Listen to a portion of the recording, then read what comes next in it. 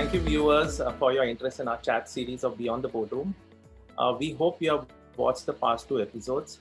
Today, we have with us a prolific speaker, Sangeeta Sumesh. She happens to be a CFO turned business coach and is also a best-selling author.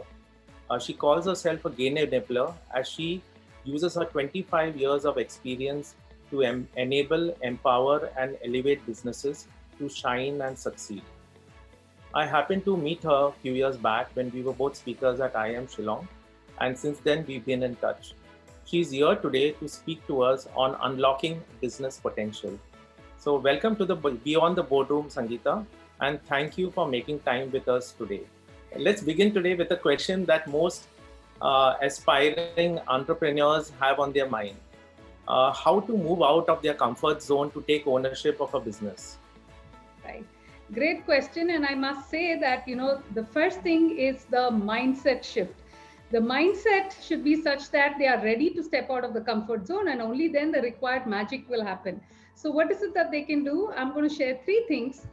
The first thing that they can question themselves is, what am I doing differently, right? Because if you do the same things, you're going to get the same results. So by doing something differently, you're actually enabling yourself to step out of your comfort zone. So the first thing is to check what is it you're doing differently. So by doing something differently doesn't mean you just blindly go ahead and take the plunge to do something different, but then you need to take and know what are the associated risks. So I would say take calculated risks. And the third thing I want to share is, if in case they are so rigid in their mindset and they do not want to come out of the comfort zone, I have a hack for that as well. So what is it that they can do is to leverage on their strengths. So see how best you can, elevate your strengths and leverage on it so that the business efficiencies can get better. So by doing that, you're focusing on the solutions and not really the problems. So you're empowering the business to do what it takes by leveraging on what you're already good at. So you see, then it becomes a win-win situation. That's a very interesting perspective, Sangeeta. Just to put in context, a lot of entrepreneurs, when they start off, and I've also gone through this phase quite recently, we have quite a lot on our plate. Okay, so how do we go about setting our priorities when we start these businesses? Right. Yes, so I do, it resonates with me that I know a lot of people who exactly face this similar situation like you and not knowing how to prioritize the things. So let me again share three things out here. So first is your basis of selection, and then you question yourself on whether that's how you want the business to be. So what is it that you ask? So you ask yourself, the actions, whatever that you're taking, are they aligned to your goals? Because by asking that, you're ensuring that you do not lose focus on what is important, and thereby you prioritize. The second thing that you could do is to ensure whatever task that you're undertaking, right? The basis of prioritizing it, is it contributing to the growth of your business, right? So that can be a very key indicator on whether the task that you're undertaking is of importance or not. And how do you get to that thing is, of course, you would know it based on your, the experience that you have. If not, just listen to your gut and be guided by your intuition. So, and ask yourself if the particular task is contributing to the growth of the business. The third thing, of course, being a finance person, I have to emphasize on the impact. Whatever task that you want to prioritize, what is the kind of impact it has on your bottom line as well as the cash of the business. So by asking yourself these kind of questions, you would know how to prioritize and just go with them. So these were the three things I wanted to share on how you could prioritize. Yeah, so Sangeeta, a separate question which I was just thinking of. As a business coach, you see many entrepreneurs actually getting bogged down with the daily activities, execution, priorities, and while you've given a number of solutions for these, what would you give advice in terms of how to become a leader?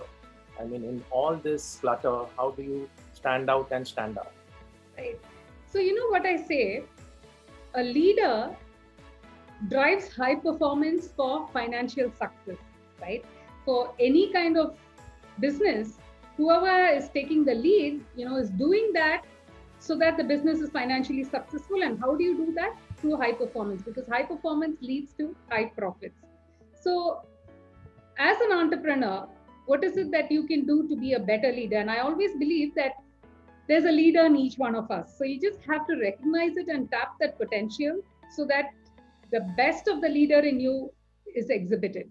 So the three things that an entrepreneur who wants to display leadership qualities, what they could do is, the first thing is to lead by example, because you are the one who's leading the business, the team would follow suit. And I always believe that it flows from the top, right? So ensure that you are leading by example, right? You walk the talk, basically. If you want your team to be a high performing one, you need to be a high performer as well, right? So you lead by example. The second thing as a leader that is important is to develop people.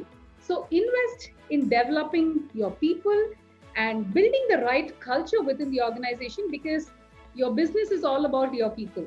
When I went to Glasgow in Scotland, there were these huge banners and posters all around the city which said, "People make Glasgow." And I thought that's so true for a business as well. The people are the ones who make your business, right? So invest in your people, ensure you're developing them, and you build a right culture. And the third thing is, to be a super duper leader, you need to be future focused. Therefore, be proactive, see what actions and measures that need to be taken, which are in the best interest of the business. So those were the three tips I wanted to share. I like the word a super duper leader. Thanks. I think my last question, I think I always say we live in interesting time, but I think we live in very difficult times also. We have the pandemic, we have the lockdowns, we work from home, we meet maybe once very, very in person, very, very rarely. And we meet every time through Zoom calls like this one with our teams every day. What do you think is the fine balance between what you can say wellness, performance, engagement in these in managing businesses in these pandemic times?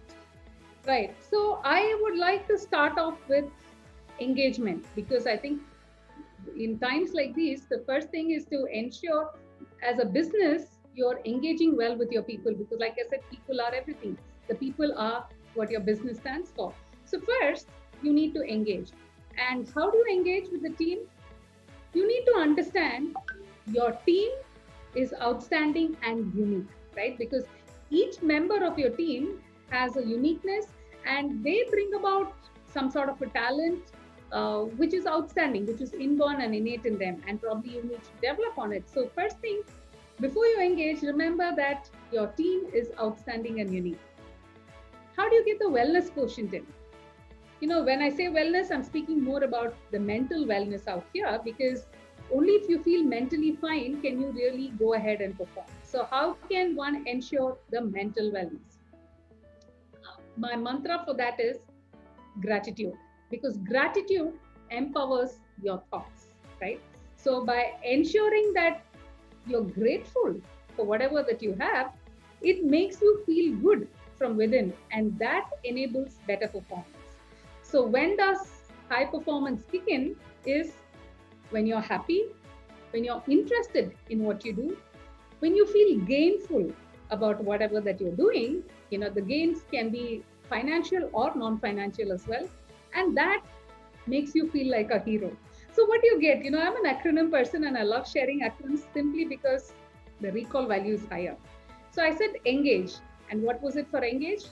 Your team is outstanding and unique. So the acronym is U, Y-O-U. Your team is outstanding and unique.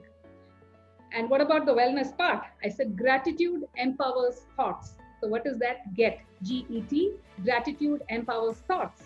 And on the performance, I said something that makes you happy, something that makes you interested, something where you feel gainful about and feel heroic. So what do you get? A high, H-I-G-H, happy, interested, gainful, and heroic. So I say you get high, right? So if you remember that as an acronym, it becomes a lot easier. And by the way, my book is also called Get High. So I thought it makes a good connect between that and makes it easy for people to remember on how well they can, combine these three aspects of engagement, wellness, and performance. That's a that's a very very good punchline. You get high. I really thank you, Sangeeta. There are a lot of nuggets of wisdom for not only for me, but I'm sure for the viewers at large. And I want to thank you for unlocking business potential through the insights and the engagement that you had with us today. Thanks a ton. My pleasure. Wishing you all the very best. Yeah. Thank you, Sangeeta. Good day.